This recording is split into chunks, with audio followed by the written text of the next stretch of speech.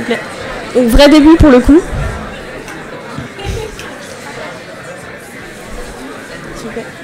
Donc, bonjour à tous et merci d'être venus et bienvenue à l'ESCP pour ceux qui ne sont pas d'ici à la base et qu'on est très content d'accueillir ce soir. J'ai pas trop le temps de vous faire un long discours et je sais que c'est vraiment dommage et que vous êtes vraiment triste, mais je vais juste remercier les personnes qui sont déplacées jusqu'ici pour venir, donc toutes les associations d'éloquence et tous ceux qui nous ont aidés à organiser ce soir, avec un merci tout particulier aux entreprises qui nous ont soutenus. Donc tout d'abord PwC et avec un grand merci à Garance pour toute son aide qu'elle a pu nous apporter dès qu'on avait des problèmes. Donc, merci.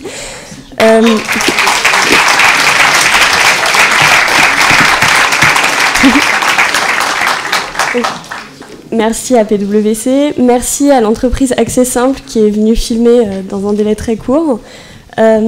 Merci aussi au Journal des Grandes Écoles qui est en retard il me semble, mais qui sera bientôt dans la salle. Et enfin à Euronews qui s'est aussi déplacé ici, donc merci d'être avec nous et pour toute la salle, bonne soirée et à bientôt.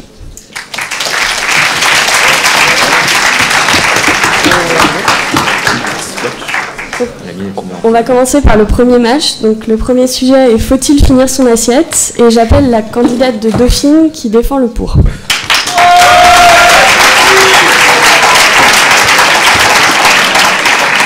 On a les noms. Oui, derrière.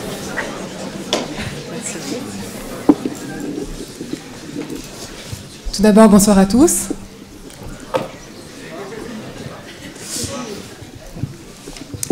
Faut-il finir son assiette? C'est une bonne question. À l'heure où vous êtes sûrement, comme moi, en train de vous demander ce qu'il y aura de chaud et de bon ce soir en rentrant à la maison. Ah oui, moi je me vois déjà sur le canapé, en train de saliver devant la pipe Knorr, à moins que je ne confonde avec celle de Dior. En tout cas, j'adore. Charlize Theron n'a pas tort. C'est bien simple.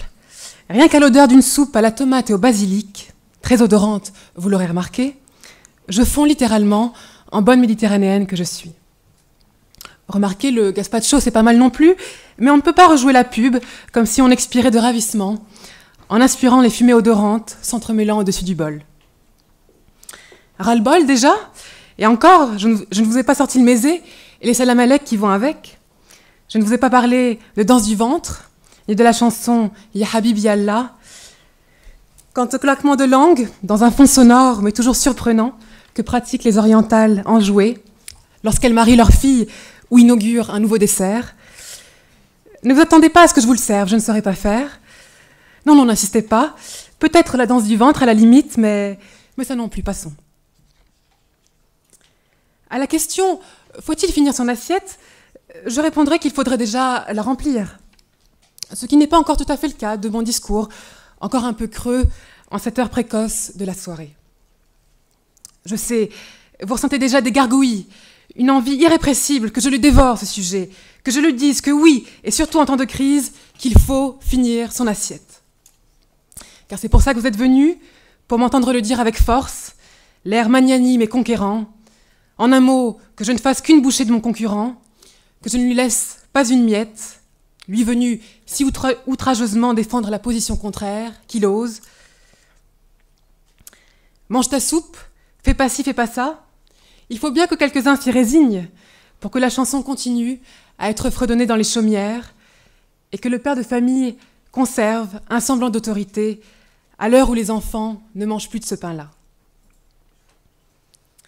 Ceci est mon corps, livré pour vous. Dégustez-le, qu'avec les yeux. Mes paroles seront votre accompagnement. Délectez-vous-en. Aujourd'hui, c'est moi qui régale. Je vous invite à festoyer à ces nouvelles noces de Cana, où le fiel se change en miel, où les mots sont appétissants, et même s'ils ont l'air trop sucrés ou trop gras, resservez-vous. Car rien n'a d'égal qu'un festin de mots, bien pensés, bien assaisonnés, de verve et d'ironie fraîche. Sentez-vous ce parfum de menthe enivrant? C'est celui de l'évasion et de ces oasis que font naître la langue, au coin de la page, et puis dans un amphi, ce soir rempli de jeunes hommes et jeunes femmes, de parents et d'enfants, venus goûter à cette douce liberté dont ils savent par avance qu'on n'en est jamais rassasié. Merci.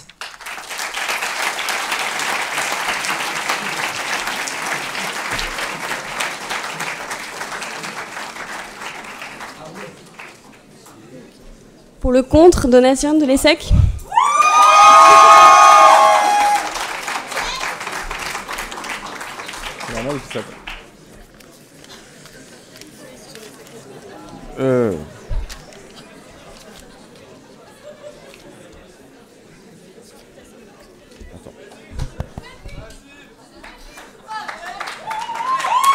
Bonsoir. C'est plaisant de revenir ici, je me souviens de mes oraux. J'avais commencé par un premier entretien agréable avec 2 jurés enthousiastes, c'était en espagnol. Elle me regardait avec les mêmes yeux que Monica Lewinsky face au levier présidentiel. C'était une belle mise en bouche.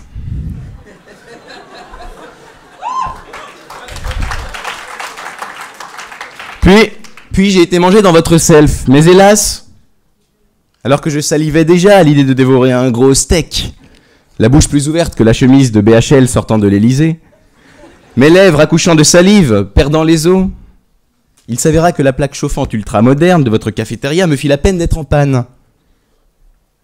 Devant ma détresse, un admisseur tenta de me faire de l'humour et me dit « T'as vu, on n'arrête pas le progrès, il s'arrête tout seul. »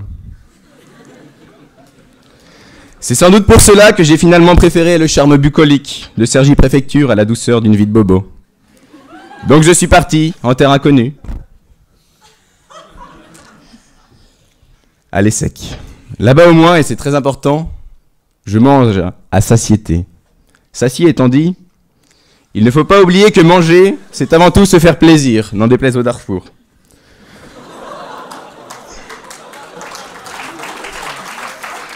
Vous savez, je vais vous raconter une histoire. J'avais une prof très, très grosse, que nous surnommions Olympe.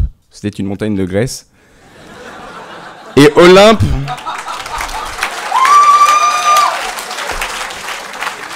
Et Olympe nous disait, dès qu'on peut se faire plaisir, il faut se faire plaisir à fond. On n'a qu'une vie. Nous n'avons qu'une vie, comme on n'a qu'une assiette. Mon assiette. Elle nous disait donc de la savourer, de prendre exemple sur Kennedy, par exemple, qui vécut de plaisir, qui n'était pas du tout homme à se laisser abattre. Eh bien...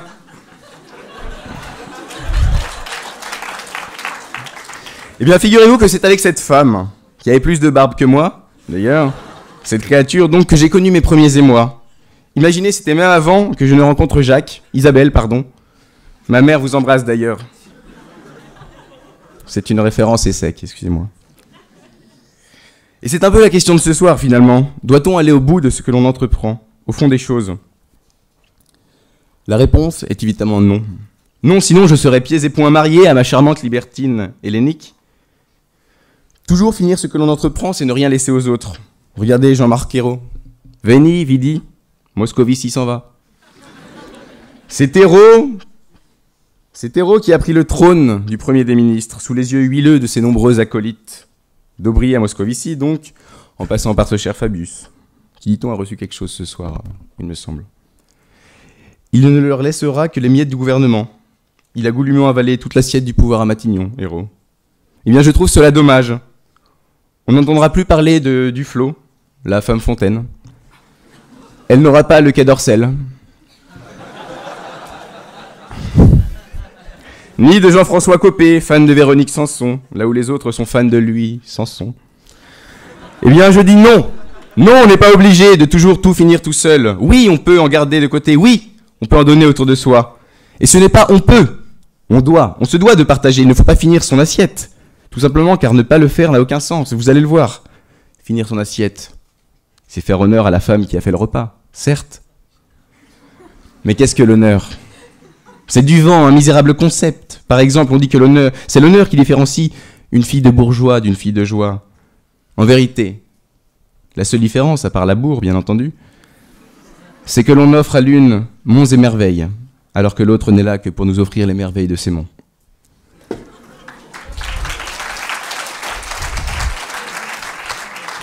D'honneur, il n'y a point. Donc on ne peut pas faire appel à cet argument-ci. Finir son assiette, c'est logique. On ne va pas laisser un plat à moitié rempli.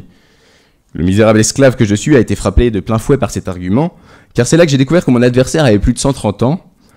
En effet, si elle avait été plus récente, elle aurait su que l'on n'est pas obligé de finir son assiette puisqu'on peut mettre les restes au réfrigérateur.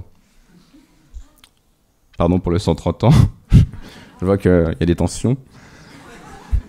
Enfin, vouloir finir son assiette, c'est oublier qu'avant tout, l'assiette nourrit le lien social. L'assiette est ce qui lie les hommes entre eux. C'est le vecteur unificateur qui les fait se retrouver ensemble au moment d'un repas. Si l'on est tout seul, on mange dans le plat, on utilise ses doigts. Manger, ça n'est pas vraiment un petit plaisir solitaire. Finir son assiette, c'est finalement mettre fin aux rapports humains. C'est terrible, c'est affreux. Si tu affirmes qu'il faut la finir, Christina, c'est que tu dois être misanthrope, ou plus solitaire que Rousseau. Ou alors très gourmande. J'espère. Mais attention, c'est péché la gourmandise. Oh bien sûr, je te comprends, il existe chez nous tous la tentation de croquer la pomme. Mais il faut avoir la volonté de ne pas en faire une bouchée. L'assiette est une bénédiction. Ne la jetons pas. L'assiette, c'est la céramique faite ange. Elle semble vouloir nous rendre heureuses. Mais en réalité, elle est dangereuse. En effet, l'autre soir, j'ai été dîner dans un charmant restaurant parisien, le Basimodo, un truc un peu cossu, avec Maître Fournol. Je lui disais que le barreau des Hauts-de-Seine, juge à l'ESSEC lors du concours, bref, ce barreau me restait en travers de la gorge. Il a voulu me rassurer. Et lui aussi m'a fait une blague. Il m'a demandé si je savais comment on surnommait son sexe. Quelque peu gêné, je n'ai rien dit, et il m'a dévoilé avec candeur la réponse. Il m'a dit « Il s'appelle l'élève, car l'élève a dépassé le maître. »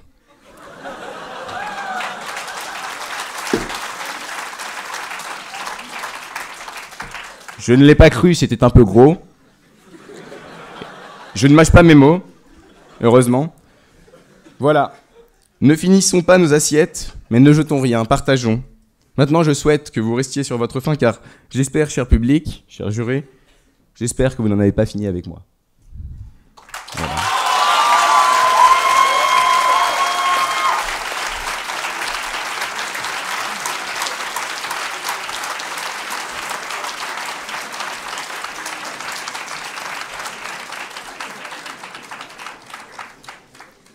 On va passer au deuxième sujet. Les plus courtes sont-elles les meilleures ? Et j'appelle David pour Sciences Po Paris pour l'affirmative.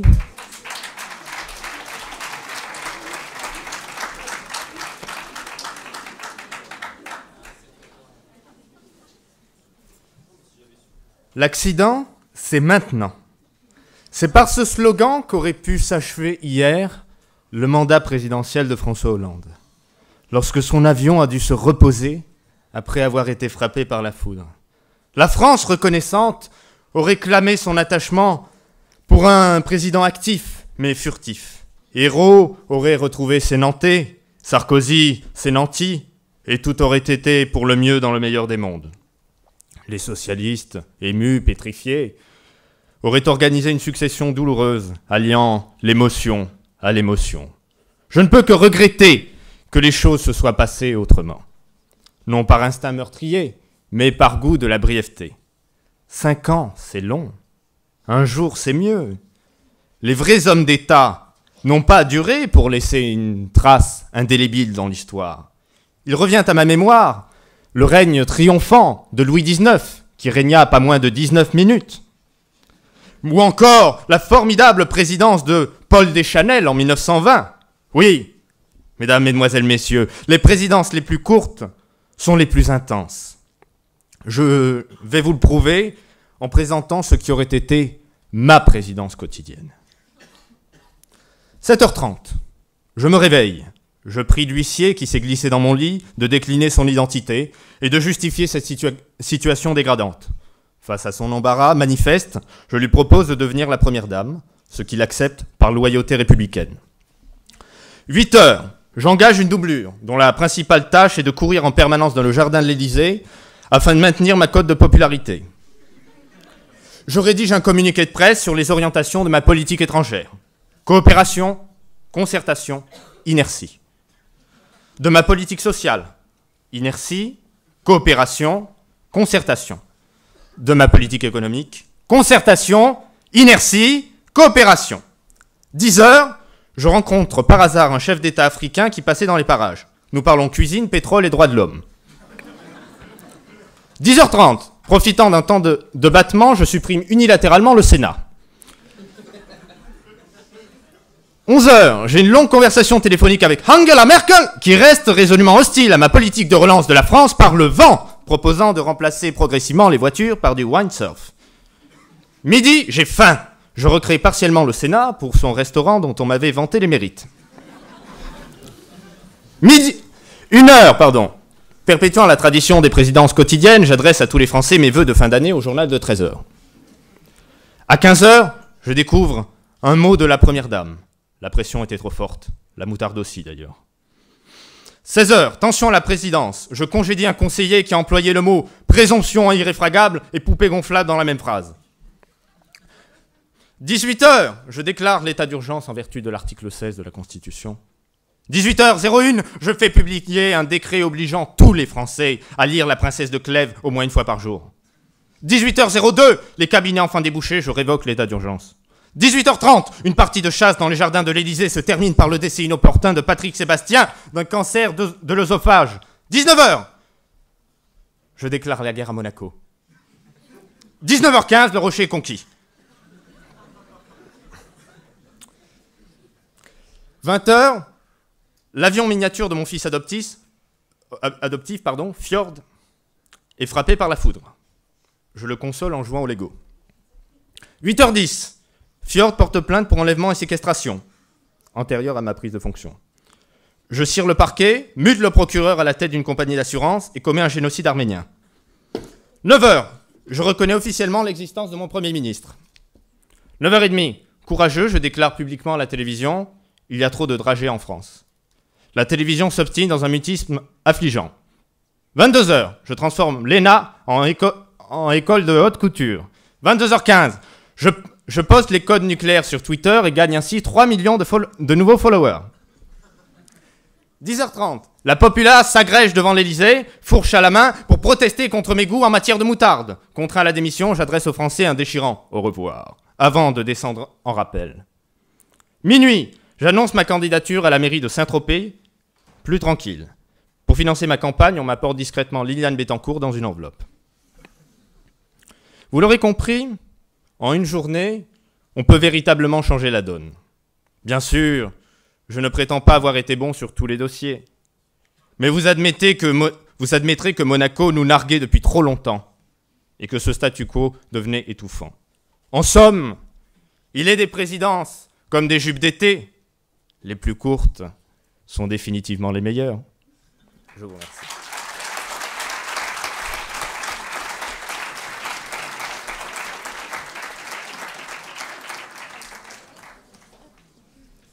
J'appelle Charlotte de chez nous pour le contre.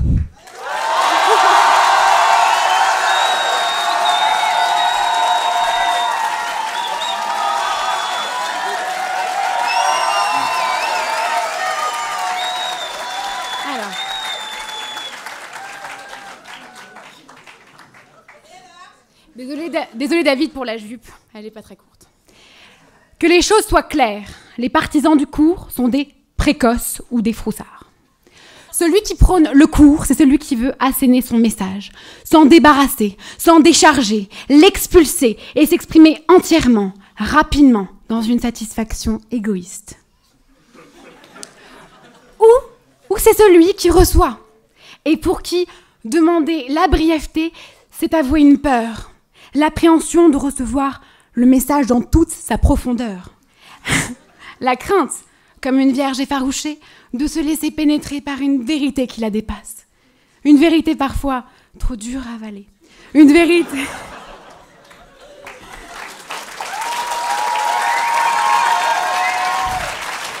Une vérité qui la laissera meurtrie. Plus courte ou plus longue, donc.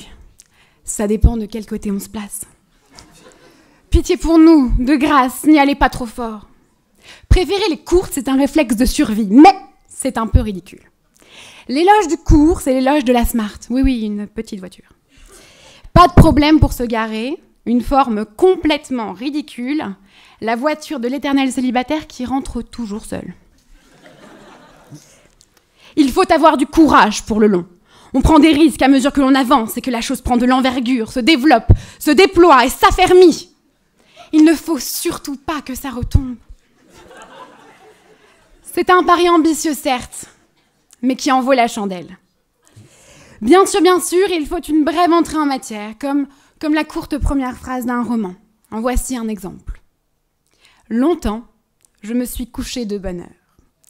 Cette phrase laconique, c'est comme un petit préliminaire, pour ne pas effaroucher le lecteur avant les 4421 pages à venir. Et pourtant, c'est grâce à ce volume impressionnant, c'est grâce au va-et-vient chronologique, que l'histoire révèle toute sa puissance, fait jaillir en nous toutes ses vérités, nous fait parvenir au plaisir. Esthétique, bien sûr. Ces langueurs proustiennes nous apprennent qu'il existe d'autres chemins que la ligne droite. Nous, les Français, nous aimons les longueurs, en art notamment. Distinguons nos longueurs nationales, si désirables, si fantastiques, des ridicules tentatives de nos concurrents. Même dans la longueur, il faut de la mesure, et pour certains d'entre eux, ce n'est pas vraiment inné. Pour nos voisins germaniques, la version longue, c'est 8 heures d'opéra de Wagner sur l'histoire de Siegfried. Der Ring des Nibelungens, ça fait froid dans le dos. Je crois que ce peuple aura toujours du mal à distinguer le plaisir de la torture. J'y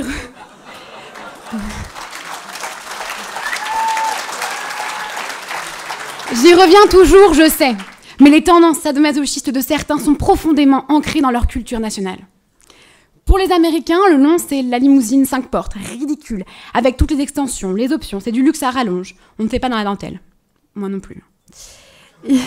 Il faut laisser le temps à la tension, à la frustration, à l'excitation de se développer pour rendre toute chose savoureuse, pour que les soupapes de sécurité cèdent les unes après les autres, pour ne plus être bridées. D'ailleurs, aujourd'hui, à l'instant, je me tiens devant vous. Et je ne peux pas m'empêcher de penser à une chose. Ils sont bien propres, oui, mais contradicteurs. Ils sont bien propres, avec leurs cravates bien nouées, appliquées, consciencieux, respectables. Ils veulent tous ces cadeaux ridicules, dont je me fous complètement. Bertrand Perrier peut en témoigner, n'est-ce pas, qu'il respecte toutes les règles? Mais on sait, nous, ici, à l'ESCP, en tant que fervent admirateur de Bertrand Perrier, que ce qu'il aime, ce n'est pas ça. Tout est calme, prévisible. Engoncé dans nos costumes et dans ce format de 5 minutes, réduit aux extrémités les plus terribles pour délivrer notre message rapidement, aux réductions les plus castratrices. Et pourtant, il faudrait du temps pour peu à peu sortir de ce cadre scolaire, pour que cette organisation se morcelle, que les candidats quittent leur apparente courtoisie, se balancent leurs 4 vérités, montent sur les tables, qu'on s'insulte, que le jury finisse de s'enivrer avec la bière du quater, qu'il arrête de se faire chier. J'avais promis du sang à Rufus. Mais comme le père de son père, qui le tenait de son père, qui le tenait...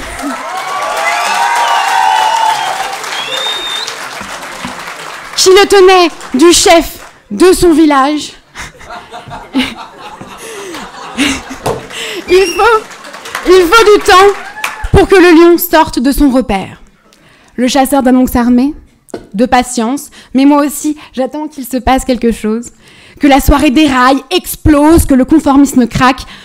Combien j'aimerais entendre le rire si discret de Bertrand Perrier. Je vous propose de partir ensemble vers une région où la parole est extrême et vous brûle, chez Price Waterhouse Cooper.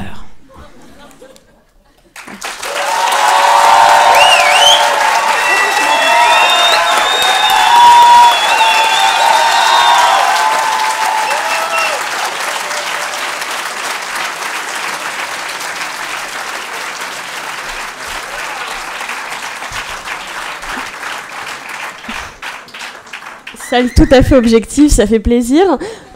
On va maintenant donner la parole au jury. Donc, si vous en avez un volontaire.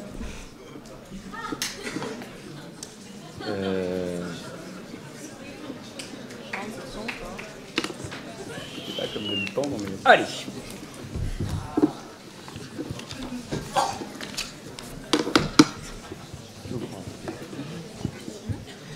On m'a expliqué qu'il fallait que je parle dans le micro parce que, semble-t-il, il y a des gens qui nous regardent derrière leur ordinateur. Alors, vous pouvez repasser sur YouPorn. N'ayez crainte, ici, c'est nul. C'est complètement nul. C'est-à-dire que vous avez juste du faux porno. C'est qu'on vous parle de cul, mais on vous montre rien. Donc, quitte à avoir du cul, autant avoir du vrai. Donc, pas de problème avec votre historique. Hein? Allez-y, vraiment.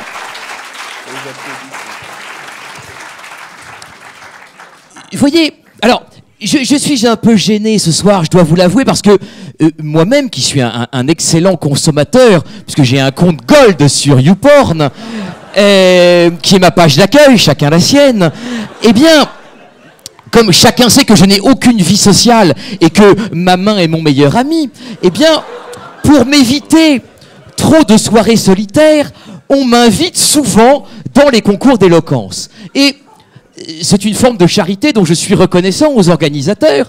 Et du coup, il est vrai que je les connaissais tous les quatre.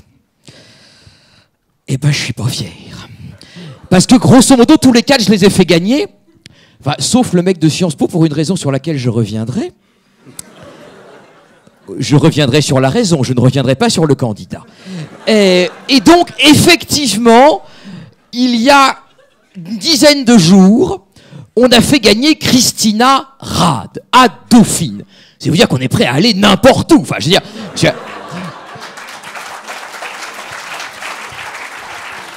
Peut-être que l'année prochaine, on sera invité à Schema, ou enfin un truc... Enfin, je veux dire, vraiment, enfin, on est prêt à tout pour pas faire une soirée Bolino. Bon, donc, on est allé à Dauphine. Alors, c'était extraordinaire, Dauphine, parce qu'ils nous ont amenés dans un amphi. C'était immense, mais l'amphi était complètement noir. C'est-à-dire que là, on a les spots dans la figure, c'est probablement pour qu'on soit vu par nos amis provinciaux. Désolé, hein. Si vous aviez eu une parisienne, vous seriez pas là. Et voilà, fallait bosser les chéris. Bon, alors donc, tout ça pour dire que on nous a fait venir à Dauphine dans un amphi complètement noir. Donc on était sur une estrade un peu comme celle-là et on voyait rien. Et en fait, à la fin, ils ont allumé et il y avait 3 gars dans la salle.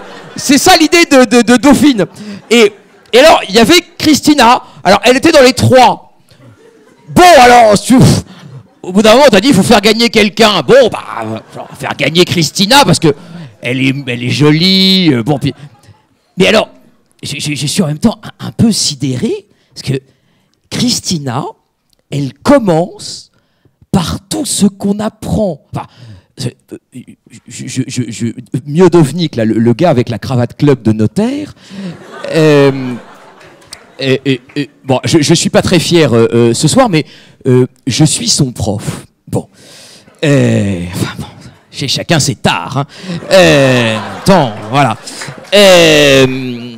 Mitterrand était le professeur de François Hollande. Hein. Bon, comme quoi on peut pas avoir le talent forcément de son professeur. Et tout cela pour dire que tu ne peux pas commencer par tout d'abord bonsoir. La fille est contente d'être là. Non, tu démarres direct. Après, elle rappelle le sujet et elle dit c'est une bonne question. C'est 3 péchés mortels. Le premier cours, on t'explique que tu commences pas par d'abord. On m'entend bien. Il manquait juste ça. Alors bon, mais cela dit, non, mais c'était très très beau. Et puis c'était fantastique. Il y a 10 jours, c'était vraiment très très très bien. Donc, j'ai. Si c'était, non, vous pouvez pas le savoir, mais moi je le sais. Cette fille est très intelligente. Bon, elle dansera pas la danse du ventre, tellement jolie que évidemment elle ne peut pas. Alors j'ai beaucoup aimé. On s'interroge sur ce qu'il y aura de chaud et de bon ce soir en rentrant à la maison. Alors, pour Charles Laroche, il y aura Isabelle Châtaignier. Pour Alexis Fournol, il y aura Pépette, son épagnole. Voilà, moi je vais voir avec le mec de Price ou le mec chauve. Là, j'aime bien les chauves. Bon.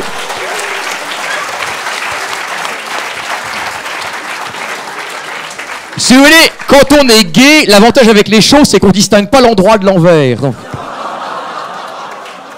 voilà. Alors après, il y a eu Donatien Lenaille. Alors, c'est Donatien, tandis que les gens de l'essai qui s'emmerdent tellement à Cergy que les gars, ils sont venus, ils ont fait une rangée entière. Voilà. Alors, ils agitent leur polo en se disant qu'on va les reconnaître mieux. Voilà, et c'est qu'ils viennent parce qu'en quelque sorte, ils savent que leur candidat n'a aucune chance, donc il faut quand même le pulser un peu, le gars. Enfin, tu vois, c'est comme les supporters des mecs du Téléthon qui disent peut-être qu'il va marcher si on gueule fort. Bon. Alors, c'est vrai que on a fait gagner Donatien, nous deux d'ailleurs. Enfin, surtout moi. Et du coup, j'ai un petit regret parce qu'il y avait une fille très mignonne en face, bon, qui a perdu. C'est-à-dire qu'on a fait gagner Donatien en disant ce type-là a quand même une forme d'élégance. Et ce sera peut-être bien quand il viendra à l'inter-école. Et après, on a eu la montagne de Grèce, Kennedy se laisser abattre. Enfin, en même temps, alors il faut dire les choses. Contrairement à tous ceux-là là, qui ont eu 3 mois pour préparer, lui, il a été élu avant-hier. Donc, il faut rendre hommage quand même à Donatien, qui en 48 heures a réussi à faire un discours qui est ce qu'il est, mais... non, mais qui était bon, pareil. Enfin, je veux dire, faut pas non plus se dissimuler les choses. Même s'il y avait, j'ai noté une belle mise en bouche. Enfin, le levier présidentiel, c'est très chic, effectivement. Bon, il y a eu aussi du plagiat, hein, parce que j'ai raconté qu'en fait, quand on allait à l'ESSEC, c'était un peu rendez-vous en terre inconnue, tu vois. Pour nous qui habitons Paris, il y avait un côté presque Ushuaïa, tu vois. C'est-à-dire,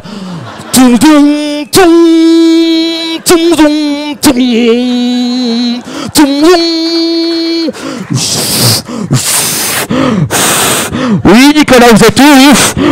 Oui, après les Galapagos, j'ai survolé la Patagonie. Oui, je suis dans mon ULL. Oui, je survole les secs. Oui. Bon.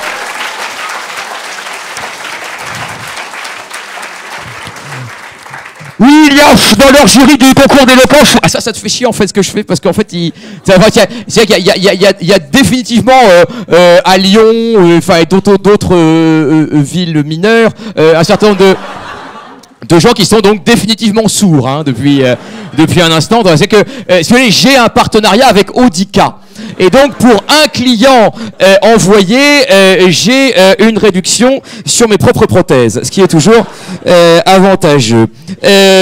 Oui, donc, Donatien, donc que dire, non, je vais en laisser le Quai d'Orsay, mais qu'est-ce que... Non, c'est vraiment extraordinaire. Moi qui suis un grand amateur de ce jeu de mots pourris, j'ai été vraiment servi. Alors, c'est vrai que... donc, tu vas au Basimodo avec... C'est vrai, cette histoire ? Bah, probablement qu'on en saura un peu plus sur votre intimité à tous les deux. Alors, je vais te faire une confidence. Je ne sais pas qui a payé au Basimodo, mais si c'est toi, tu t'es fait gauler parce qu'il a voté pour l'autre. Hein. Donc, je te le dis, vous réglerez vos comptes tout à l'heure. Alors, c'est vrai que l'ESSEC, qui est représenté là par des mecs avec les t-shirts rouge et bleu, c'est-à-dire que le polo, c'est-à-dire que ça permet de faire rugbyman quand on fait du tir à l'arc. Tu vois, c'est-à-dire que t'as le physique du mec qui fait du curling, mais quand même ça fait chic. C'est vrai qu'à leur jury, ils invitent des gens du barreau des Hauts-de-Seine. Et c'est une forme de vérification ultime du fait que le périphérique demeure une barrière culturelle. Donc, nous rencontrons, grâce à eux, une fois l'an, nos confrères du barreau des Hauts-de-Seine. Enfin, il y a un côté anthropologique. C'est comme quand on va à Thoiry ou à Vincennes. Bon, ils sont nourris par le zoo, donc on n'a pas à payer de notre poche. Mais ce sont des gens charmants. Alors, ensuite, il y a eu Miodovnik. Alors, Miodovnik, si vous voulez, il y a un problème. C'est que Miodovnik est un imposteur. Pourquoi ? Parce que, je ne sais pas les autres là bon, mais d'après ce que je peux savoir, tous les autres ont joué le jeu, c'est-à-dire qu'ils ont effectivement gagné le concours d'éloquence de leur école. Alors, les mecs de Sciences Po, ils sont tellement prétentieux. Je peux le dire, j'ai fait Sciences Po, donc je sais. Ils sont tellement prétentieux qu'ils pensent qu'en envoyant un gars qui était même pas en finale, ils vont gagner quand même. Mais je veux dire, vous pouviez... Enfin, bon, alors en même temps, c'est une école qui est en deuil. Bon. Mais, si vous voulez, ça n'excuse pas tout. Je veux dire, le côté déconseillé du cocktail Viagra Poppers n'excuse pas qu'on envoie à un concours inter-école un gars qui est mon élève. C'est vrai. Mais qui d'abord n'est pas le meilleur. La preuve, c'est qu'il a à peine passé le premier tour. Bon, alors, c'est vrai que sa présidence était courte et c'était bien. En même temps, le plagiat de Louis Rego, ça a ses limites. Voilà, c'est un plagiat. Enfin, je pense que Fournol va te défoncer. Parce que lui, il écoute Rire et Chanson tous les matins dans l'espoir qu'ils vont passer le sketch de Louis Rego. Parce qu'il l'a en compile aussi. Donc il va te défoncer parce que c'est comme si pour Isabelle Châtaignier, tu plagiais comment elle s'appelle ta chanteuse préférée là Michel Sardou, tu vois, parce que elle est de droite, tu vois, c'est pour ça que voilà. Bon. Et donc non, c'était, tu sais, les Laurie, voilà, voilà. Il y a que deux personnes qui aiment Laurie, c'est Isabelle Châtaignier et Jean-Pierre Raffarin. Enfin, en même temps, lui, il a fait le SCP, hein. C'est qu'il était atteint très jeune. Oui, je reviendrai à le SCP un peu plus tard, hein, bien sûr, parce que il y a la petite Nerson là qui, enfin, bon, bref, très bien. Non, alors, on apprend quand même que Miodovnik, donc il y a un gros plagieur, à 7h30, il a un huissier dans son lit. Quel érotisme! C'est-à-dire qu'en même temps, à des fins d'expulsion dans les squats de Maliens, ils arrivent aussi à 7h30, les huissiers, mais c'est pour autre chose. Alors, caser, poupée gonflable et présomption irréfragable dans la même phrase. C'est pas très compliqué. Exemple, une poupée gonflable est une présomption irréfragable de bouche accueillante. Ceux qui n'ont pas testé, je dis ça pour les provinciaux, bien sûr, et pourront, moi qui en ai plusieurs dans ma collection, je suis prêt à en céder au plus offrant. Alors après, nous avons eu Charlotte Nerson. C'est Charlotte ton prénom? Oui. À propos de poupées gonflables, ça n'a rien à voir bien évidemment avec toi, mais j'ai noté satisfaction égoïste et se laisser pénétrer. En fait, tu vois, les Pagnols, c'est pour lui, hein, donc moi, je suis Bertrand Perrier. Voilà. C'est-à-dire que tu as déjà commencé à effectivement me faire des petits signes. Je crois qu'on a une bonne proximité tous les deux.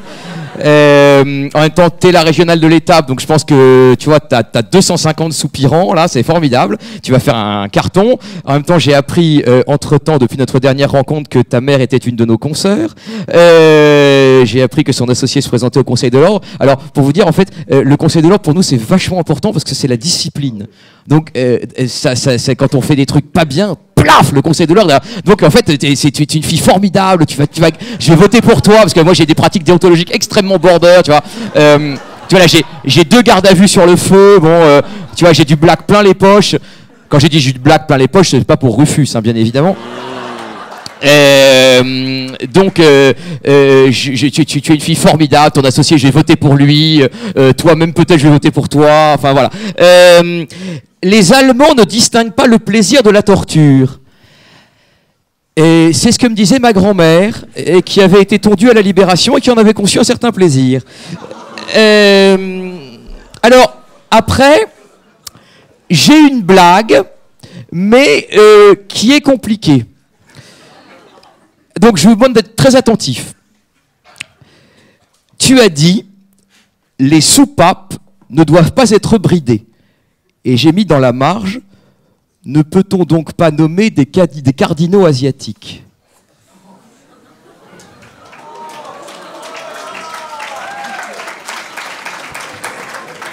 Voilà, donc en réalité, je ferai, il y aura une mention pour les provinciaux, hein, et pour les autres, non, on retiendra que on remercie Charlotte, bien sûr. On remercie tous ceux qui se sont exprimés jusqu'alors. On remercie aussi, c'est le quart d'heure pute. Hein. Il y a toujours le quart d'heure pute. On remercie le SCP. On remercie nos sponsors qui nous offrent des bières. Bon, c'est-à-dire qu'à l'ESSEC, il y en a plus. Mais en même temps, ils l'ont sous perfusion. Là, ils sont plus... Enfin, t'as été un peu chiche là-dessus, PWC, là, je sais pas, parce qu'on sait maintenant combien vous recevez, et franchement, si c'est pour nous offrir, franchement, des petites bières comme ça, non, je suis ravi d'être là, parce qu'effectivement, ça me permet de revoir plein de gens que j'ai eu plaisir à écouter, et parmi les gens que j'ai plaisir à écouter, il y a Isabelle Châtaignier.